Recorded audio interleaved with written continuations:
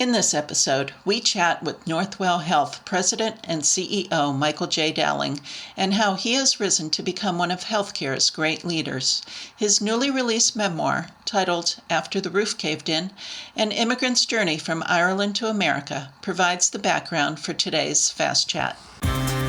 FMC Fast Chat takes you inside the news so you can be in the know in 30 minutes. Hosted by Fair Media Council CEO and Executive Director Jackie Clement, Fast Chat features notables in news, media, and business. What made you sit down to say, let me tell my story? Well, people have been advocating that I write it for many, many years. I was for quite a while pretty hesitant because I thought, writing a book about your story was a little bit self-serving and a little bit egotistical. I wasn't so sure I wanted to do it, but people kept pushing me. And then my wife kept telling me, why don't you start putting down on paper, at least begin writing something about the history, because at least it would be good for your kids and for other people to understand that, that everything is possible in life, irrespective of the circumstance in which you grow up in, that you should never let that determine your future potential. So I started writing it not with an intention initially of doing a book, but actually putting some stuff on paper. Then it became, for me personally, therapeutic. I mean, I was able to recall, the family situation. I talked to my siblings about it. And then I thought, as I got into it, I thought that, if it inspires somebody to understand that you can actually overcome a lot of bad circumstances in your life and still do what you want to do, that it could be possibly inspiring for some people. It's no different, by the way, than my story is not totally different than a lot of immigrant stories. And I think that there is an element of everybody's story in the book. I thought it would be inspirational for people, that it might be an example that would influence somebody. And that's the basic reason. And I enjoy doing it. Once I started, I couldn't stop. Okay. Were your kids surprised by what they learned? Yes. I mean, they've heard me talk about it, and they've been to Ireland, both my kids. And years ago, about 30 years ago, I actually built a model of the house in which I grew up, my original house that fell down. This is the reason for the title of the book. I actually built a model. It is at home. I still have it. I built it just as I remember the old house that we had, with thatch roof. I actually made all the furniture. And, my kids, when they were young, would look at the house. They would open the door on it, and they would wonder where the light switch was. And I'm thinking, well, there was no electricity. And they wanted to know what the heat source was. So because of that, they had a good understanding. And of course, visiting the area in Ireland where I grew up, they knew a little bit about it. But I don't think they fully understood the nature of the circumstance until they actually read the book. You grew up with nothing, but yet you shared everything with the community. It's the impression I'm left with. It was a very rural community. It was a farming community. People actually helped one another. And especially if you were poor, which we were, you were expected to help those better off than you. It was a sense of obligation that you felt. If you were poor and you had a farmer nearby and the farmer wanted you to help, you helped. That was the expectation. Now, they would help you on occasion, of course. If you wanted to borrow a horse to till the garden, they would give you the loan of a horse for the day. But it was a pretty good community overall, even though there wasn't a lot of material, benefit there for us personally, for my family. But it was a pretty good community. And it is exactly still the same today, except that all the homes are beautiful. Everybody has air conditioning. Everybody has heat and running water and gorgeous bathrooms. And in every driveway, there is a car, a BMW, an Audi. And when I grew up, it was donkey, cart, horse, bicycle. You didn't have that many cars. And it's interesting because I'm not 150 years old. This is in the late 60s when I was in, I grew up in the 60s in Ireland. So the 60s in Ireland, in that part of the country, Ireland was a third world. totally different than what it is today. The transformation over the past 50 years has absolutely been extraordinary. And I even get shocked when I go home and I visit where I grew up. I mean, it's totally, totally different, although it looks the same, but the homes and everything are completely different. Now, when you talk about being poor, can you explain to people what you mean by poor? For us spoiled Americans who are used to having electricity and indoor plumbing. The home we grew up in had 3 rooms, 3 small rooms. The walls were mud walls. They were about 2 feet thick, which was a problem because every time it rained, the water would seep through the walls. And, I remember many times as a kid getting up and having to get a broom and sweep the water out the front door. The floor was made of hardened mud. The roof was thatch, and underneath the thatch were canvas bags that we kind of painted white, so it looked like a ceiling, but it really wasn't a ceiling.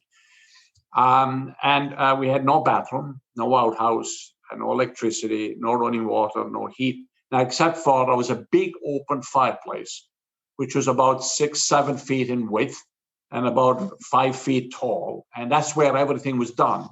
You sat around the fireplace. There was a bellows on the side. I don't know if anybody has seen it, but it was this wheel that you would turn that blew air up under the fireplace. And so when you got up in the morning, what you had to do was you had to get wood. You had to set light the fire and wait for it to obviously to mature. And you had to go up the hill to get water. When you wanted to wash up, it was basically in cold water, unless you actually put water on the fireplace and waited for an hour for it to heat up. And that was basically, the way we grew up. And the reason for the name of the book being How the Roof Caved In, after the roof caved in, is that one night when we were sleeping in a storm, the whole roof of the house over our bed, the whole thing caved in on top of us. And rats just live in the roof. I mean, this is in the book. Rats just live in the thatch. And my brother and I used to play games with the rats, running along the canvas bags. And at nighttime, when we'd go to bed, on many, many, many occasions, we would set a rat trap next to the fireplace. And the rat traps were big metal things, steel things, because the rats would come down at night and you'd put a piece of bread next to the trap. And very often, you'd hear it would wake you up. The trap would close and you'd hear the squeal of the rat. And you'd jump out of bed, you'd catch the rat by the tail, you'd open the front door and just toss it out. It was no big deal. I mean, today, if somebody sees a spider, they run and they say, oh my God, we have a spider in the room. That's dangerous. And, I look at it and I'm thinking, a spider, that's not too bad. I mean, a rat is worse, I can tell you. But I didn't, when we grew up like that, the families around us are much better off. But I never knew what wealth was like. I didn't understand how well people could live until I came to the United States. And in fact, when I went to England when I was 16, then I realized, oh my God, people have beautiful places. And I remember when I was in England, the first time somebody I had a phone in my hand, I didn't know what to do with the phone. So I had no idea, what you put to your ear, because it was completely something we had never experienced. But that was the situation with many families in Ireland in that part of the country. We were obviously at the lower rung of the ladder. But my mother always told me and told all of us that irrespective of your circumstance, you can become successful. You can do what you want to do. You don't play victim. You don't complain about it. It is what it is. You deal with it and you move on. And so, and that's still my attitude. I mean, bad things happen to us all the time. You attack it, you hit it straight on, you deal with it, you don't complain about it, and you win over it. And that's the way we handle the COVID crisis over the last 12 months. One of these humongous circumstances that hits us, I've often told people that you're not defined by what happens to you, you're defined by how you react to it. And I think that's an important lesson for everybody, especially young people these days. Growing up the way you did, how did you imagine that you would go on to something beyond what you grew up with? Where did that come from? Well, I loved to read. And one of my favorite things as a kid was reading. And one of my favorite things today is reading. I devour books. I love to become more and more educated. And of course, the more educated you become, the more you realize you don't know. So it keeps you going. So my mother, despite that we had hardly anything material benefit in the home, she always had books around. So I started to read Shakespeare. I read books about America. There was a famous author I loved when I was a kid named Zane Grey, who wrote about the western part of the United States. I was read the works of Shakespeare and of Churchill. And so I would often, as I went up to the top of the hill in front of our house, because we lived in a very picturesque area, the geography was very picturesque, I would look out over the horizon, and I always wanted to imagine what was on the other side. I mean, you know, there's something else out there. It can't be all about just this, because we all worked at very young ages, and it was tough. And you have people come back from America, tourists and neighbors and relatives who come back from America, and they'd be telling about this great United States. But then in school, even in elementary school in Ireland, we were given lessons about the United States because of the close relationship between the US and Ireland. The US and Ireland and Irish people believe that they're one of the fathers of the United States, which is true to a point. And so the US was always, you had this idea, the streets are paved with gold. This is that wonderful place for opportunity. And I knew at a very young age, I was not going to stay in that community. I was going to get out, because I realized that I wanted to go to college. I dreamed of going to college. For many years, I had no clue how to get to college. I didn't even understand college, but I knew that if you went to college, it would give you some opportunities. And I knew that I would have to leave Knockaderry, which is the village I grew up in. I knew that. And but I think the main reason was because of the readings I did, the books that my mother made available. So she, in many ways, was the impetus for a lot of this. Her attitude was extraordinary, unbelievably optimistic and positive, despite difficult circumstances. She had a tough life, but she was never depressed as a result of that. She was positive. And I was the oldest. There were 5 of us. And as I got a bit older, I felt an obligation that I had to do something to help out at home as well. So it was a combination. I got to help out at home. I have to look out and do something. Even if, my view is that if you're going to dream, you dream big, and you go for it. And you don't know what the end result is going to be. I never knew I would be doing what I'm doing now. I had no vision at that point that this would be what I would be doing. But I knew always as a kid that I would be doing something else. I was not going to be constrained by that community. And I was not going to be constrained by the poverty. In fact, poverty to me is a motivator. What kind of occupation did you imagine you would have? Well, the only college to me back then, the only person I ever met that had a college degree was a teacher. So I imagined that I would become a teacher. Okay. Because I figured if you went to college, you became a teacher. I did not know, for example, that you could become a lawyer or that you become a business person. I had no clue. Remember, there was no counseling. There was no mentoring. None of my family had ever gone to college. They didn't even know what a college was. So I figured I would be a teacher. And the people in the community that people looked up to was teachers and the priest. And I knew I wasn't going to become a priest. I didn't have those qualifications. Teacher, yeah, that was a good possibility. That's what I thought I would end up doing. And interestingly, I did end up teaching. I ended up as a professor at Fordham University. Okay. And so I did, reach that goal. And when I went to college, I took a degree, a bachelor's degree, for the purpose of becoming a teacher. And I did a diploma in higher education, which in Ireland is another year you take after you get your undergraduate degree to train you to become a teacher. Okay. That was the route that I followed. So how old were you when you came to America? I was just 18. Okay, what was it like to be an immigrant in the United States at that point? Fascinating. I was enthralled by it. I was excited by it. I just thought I had struck a gold when I walked around Manhattan. And I looked at the diversity of the people. I looked at the tall buildings. I watched and I could see that there was possibilities all around. No immigrant, in my belief, is that very few immigrants are pessimists. If you're an immigrant, you're an optimist. Like the people who went from the eastern part of the country west to the western part of the country when they opened it up, they were all optimists. So you have to be an optimist if you're an immigrant, especially first generation immigrant, because you're opening up new possibilities, new horizons. So I was ecstatic when I was here. Now, it was a little difficult. I had to fend for myself, but then again, that wasn't overly difficult. I can handle myself that way. The most difficult part of being here at the beginning was, contrary to today, we had no phones. So when I arrived, I would write a letter home. And it took at that time about 2 weeks for a letter to arrive back to my parents.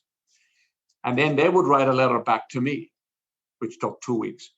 So a month would go by before I knew that they knew that I had arrived safely. Okay. Whereas today, if somebody walks 3 blocks down the street, you're on the phone to find out if they're okay.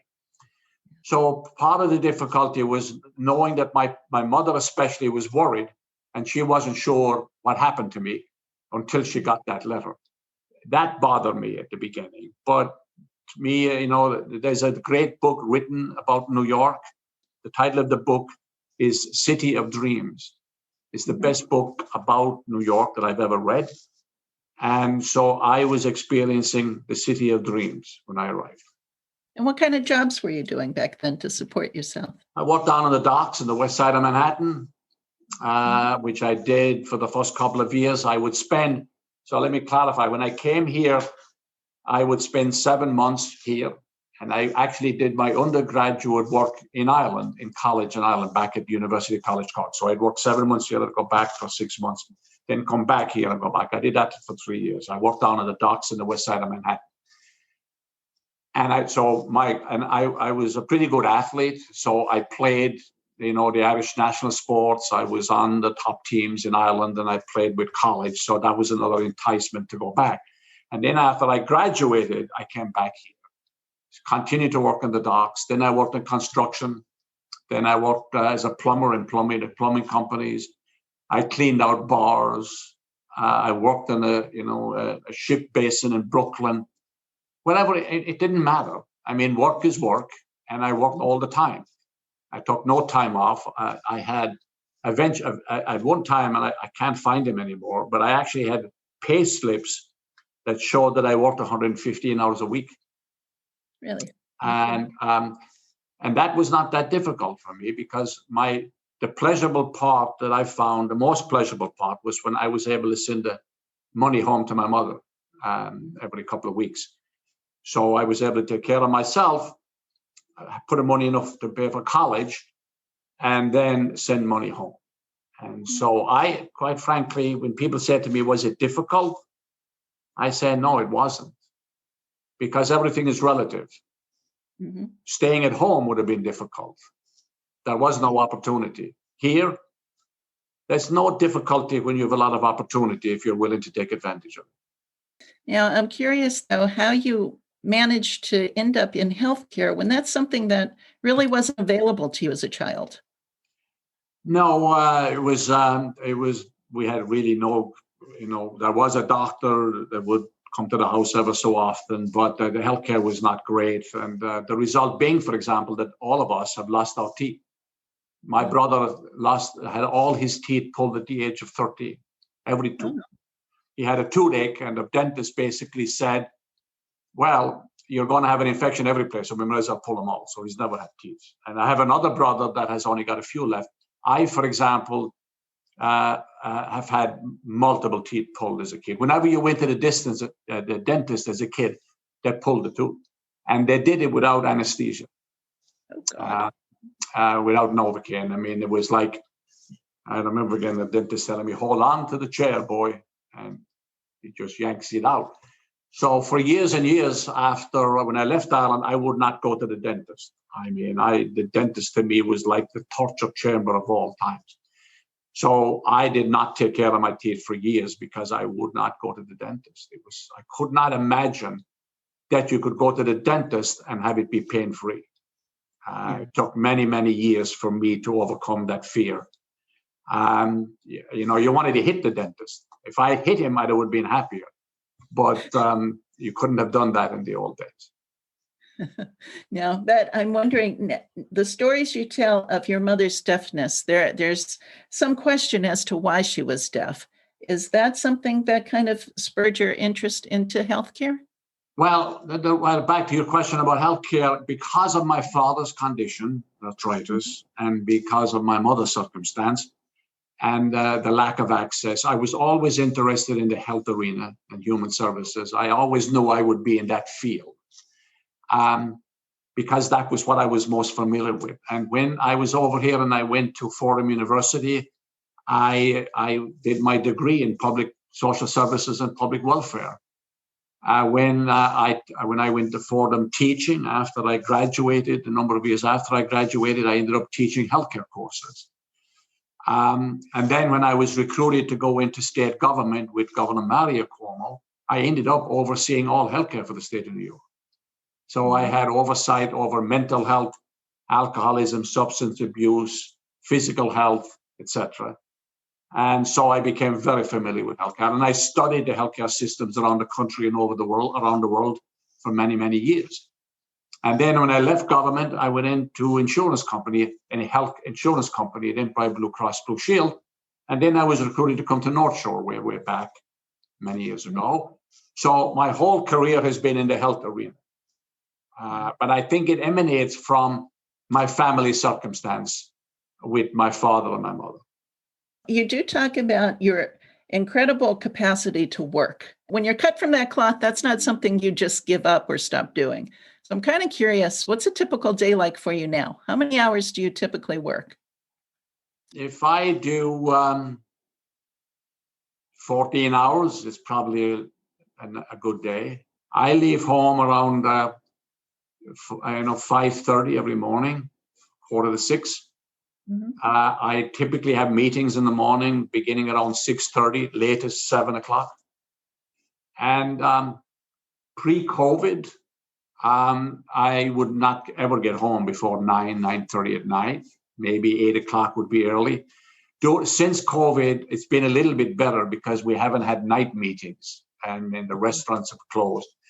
But my typical day is 6:30 in the morning till about 7:30 at night, 8 o'clock. And I don't think I've ever started work at 9 and was home at 5. I can't ever recall doing that. I just love to work and I enjoy it. And I tend to work 7 days a week. And so when people talk to me about life balance, it's work and work. And I enjoy it. So, I'm at home on the weekends. I try to stay home on the weekends. So I'll work at home if I need to, I do all my paperwork or I'll write. And I do a lot of reading, of course. Every night I go home, I actually start reading. It's my enjoyment. And I love a challenge. I love to, the bigger the challenge, the better.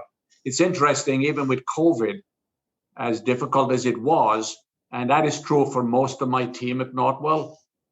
We were kind of motivated by the whole thing. So how do you handle this? I mean, we didn't stress out. We didn't put our heads down and say, "Oh my God, look what's happening to us." We basically said, "Yeah, this is an interesting challenge. Let's beat it."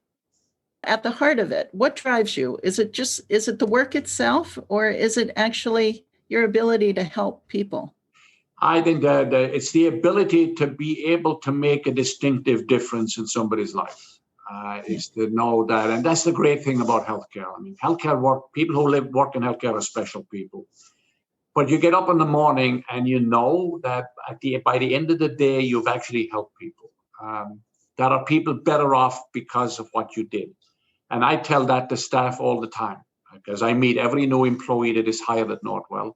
We hire about 150 to 200 a week. I meet them all. every Monday in a group session. And I tell them that. I said, when you go home at night, you have to be able to look in the mirror and say, today I did something good. Today I did the right thing and I helped people get better. And there's no place better than healthcare to be able to do that.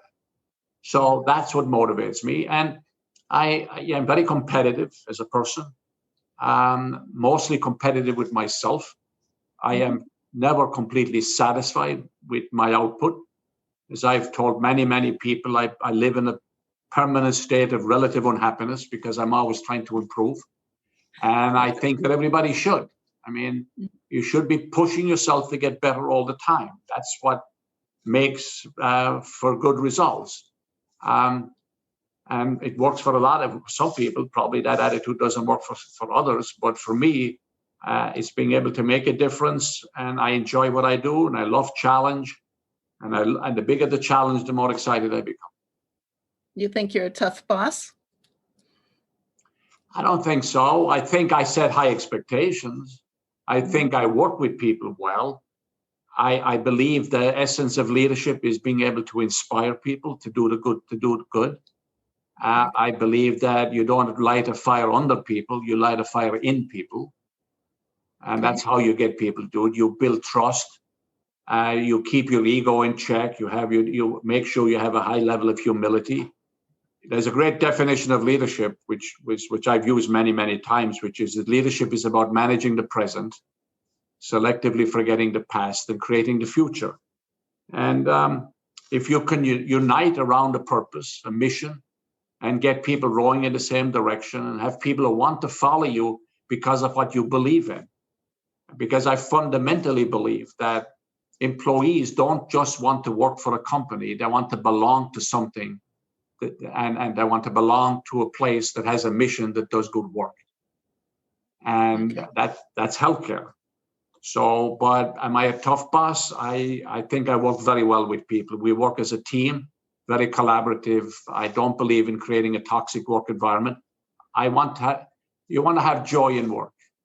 You want to come to work, we're all here more times than we're at home. So you've got to like being with the people you work with. You've got to enjoy work to be productive at it. So what would you say is your greatest accomplishment? What do you take the most pride in? I would say that being able to be good to my family, being able to, we went through tough times as kids, and as the book outlines, we didn't always get along, but we brought the family back together, and that to me is, at the end of the day, unbelievably important. And my current family in the US, my wife and kids, we have a very good circumstance, and I'm very happy about that. Mm-hmm. And then I think, if I get my work life, taking Northwell, which I spent the bulk of my career, is to create kind of a family atmosphere at work, where people enjoy being good at what they do and being committed to making a distinctive difference overall. That I think I'd be proud of. I mean, I tell people all the time, you travel this route just for a short period. Our life is a short journey. The question is what do you want to leave behind? Yeah. And you leave behind something positive. And it can be in many different fields, but at least do something where people can say, he did some good work. And that's what I'm proud of. Okay. Is there any point in your life where you can point to something and say, that's when I knew I made it, or that was my definition of success and I achieved it? I'm still searching for that point. Because Okay. the way I look at it is, you have many successes in life, but you're never completely successful because you're always searching for it. The goalposts keep moving all the time. When you get to the point where you've said, I've made it, that's when complacency sets in. And then that's when you quit. You don't quit. So I don't think that you can ever say you've made it, that you've ever been totally successful, because there's always more you can do. You can always stretch yourself a little bit more. You can commit a little bit more. You can help more people. Now, but on the other hand, when somebody says, we'd like you to become CEO of Northwell, I mean, yeah, that's a good moment. Yeah. When the governor asked me to head up Health and Human Services State of New York and have the benefit of working with him, that was a great moment. But those are moments. Success is what you continually pursue. Because your name is widely recognized. That's Michael Dowling. He's a big deal. Do you feel like that? Or do you still feel like the kid from Knockaderry? No, I still, to me, you got to pinch yourself ever so often. I still feel like I'm the kid from Knockaderry. You have, as I said a while ago, you have to have a high degree of humility. I tell people, everybody puts on their pants the same way in the morning. Just because you're a CEO doesn't make you anything more special. And that became very obvious during COVID. When I was out on the front lines, walking the floors of the ICUs in every hospital, and you look at the respiratory therapist, the social worker, the security person, or the nurse or the doc doing extraordinary things with patients, those are extraordinary people. So sometimes I think we focus a little bit too much on the people in the C-suite, and not so much on the people on the factory floor. And I think the good CEO keeps his eyes on the factory floor and not just only on the C-suite. I mean, because of the position, because of the title you've got, and you have the visibility, and I'm doing an event like this with you, you get a little bit more notoriety. But it should not change you. I do not like being around CEOs, and I've been around many that think of themselves as unbelievably special and unique and extraordinary and extra smart. That's a lot of hogwash. I don't buy into that personality trait at all. Just be a regular person, be decent, promote the sense of decency and hope, and be optimistic, and be a good person, do the right thing, and be kind to people. And that to me is on the road to success. Let's pivot here a little bit to right now with pandemic and the recovery. From your perspective, where are we? How are we doing? Do you think a May 1 date for all Americans to be eligible or have access to the vaccine, is that possible? Yes. Now, right now, we're in a pretty good position. I'm not talking about New York right now. And just let me put it in context. Back in April of 2020, we had in our hospitals 3,500 COVID patients on a daily basis. We've treated about 190,000 COVID patients since the beginning. We were at the epicenter.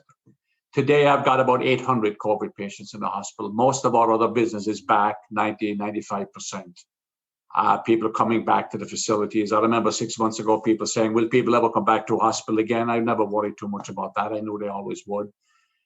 So today, the positivity rate is good, is coming down, and the numbers are good. People still have to social distance and wear masks. The danger of giving good news is that people get a little bit lazy with compliance and doing the things that they should do. The vaccine is phenomenal, and it's a scientific success that they've been able to come up with a vaccine and multiple vaccines within about a year, although the research goes back many years before that. I believe that in about 3 weeks, we will get major supplies of the vaccine. I can do up to 100,000 vaccinations a week at Northwell if I had enough vaccine. We've already vaccinated about 230,000 people. But we're giving out 230,000 vaccinations. But by April, we'll have enough supply. So I think that when we get into June, July, we will pretty much have done in this region, almost everybody will be vaccinated, especially now that we have a vaccine that is a one-dose vaccine, which makes everything so much easier. And I think over the summer, I think we'll gradually get better and better. The economy will start reopening. And I think when we get into the fall, we'll be in pretty good shape. As long as people continue to wear masks when appropriate, and even if you've been infected, if you've got the vaccine and you're out in a large group, wear the mask. It's not that much of an inconvenience. We've got used to it. And so, yes, I think we're on the downhill of this. You can always get surprised, of course. Viruses are funny things that pop up and they surprise you. But no, I think right now we're in a pretty good place. And a point, however, I want to make that's very important. The virus will recede into the background. It's the medical, and it'll always be with us, but we'll have a booster shot every year, etc. We'll manage it. The economic implications of COVID will last for years and years and years. Some industries will never open again. Some will partly open. Remote, even in our situation and in every business, the nature of work is changing because location doesn't necessarily matter anymore, because with the new use of technology, if you're a Wall Street person, you can work out in the Hamptons and not go to Wall Street every day. We have at Northwell right now 10,000 people working at home. Before COVID, we had very few working from home. So the whole technology has opened up all sorts of new possibilities. And so people don't have to live in Manhattan to work in Manhattan. They can work in Manhattan and live someplace else. And so we're not going back to pre-COVID days. We're going back to something that's different. And that's what's exciting to be in a CEO position right now, is to try to reconfigure your business in a world that has dramatically changed. So how you can imagine what the future is look like and be a winner in that future, and which is different from being a winner in the world that was pre-COVID. So every CEO has to be digging deep down right now and rethinking everything they've thought before and being creative and innovative. And that's just a great place to be. And I quite frankly think that COVID has made us better people, hopefully. It changes our perspective. And I think as organizations, if we take the learnings from COVID, we are going to be in a better place in the future. I think it teaches us about things that we didn't even contemplate pre-COVID. And that's what crisis does. If you think of any crisis over history, think of the innovations resulting from world wars even. During crisis, we innovate like crazy. And then we benefit from those innovations post the crisis. And so we'll come out of this. Always knew we would. And the other thing to keep in mind, people get depressed, which I can understand to an extent. But remember, we've been in it a year. A year in the span of time is a very short period. You handle a pandemic, you start, and it ends, gets close to an end a year, 15 months later. It's manageable. We just got to, have a kind of a very common sense perspective about this. It does inconvenience us, but you learn how to manage the inconvenience. Okay. What would you say is the greatest lesson the pandemic taught you? I think the greatest lesson for me is that it demonstrates our fragility. Everybody before COVID thought they were powerful and strong. The economy was doing great. We all thought we were impervious. You get into that sense of that feeling of strength. Organizations are doing great, and I think it's an episode of caution that you can be thrown off pretty quickly by something that you can't even see, feel or smell, and it makes me look at people around me differently, makes me look at my family differently, kind of makes me look at life a little bit differently. Not that I'm going to slow down or, take long vacations, but it demonstrates the interdependence of us all. It kind of gets you to think about what is the meaning of the word community. It also teaches us that we have to unify. And unfortunately, our politics and our public discourse is very poisonous at the moment. But I would hope that COVID has taught us that we're all dependent upon one another. And if we can think about community and what it means, we can build a better future. And I think it's something we should be continuing to teach our kids and is the idea of community is important. Okay. One last question. What's the best part of being Michael Dowling?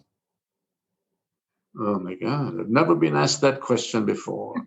I think the best part of being Michael Dowling is that I was fortunate to be my mother's The Fair son. Media Council is a 501c3 nonprofit organization advocating for quality news and working to create a media-savvy society. For more information about the Fair Media Council and upcoming Fast Chat shows, check out fairmediacouncil.org.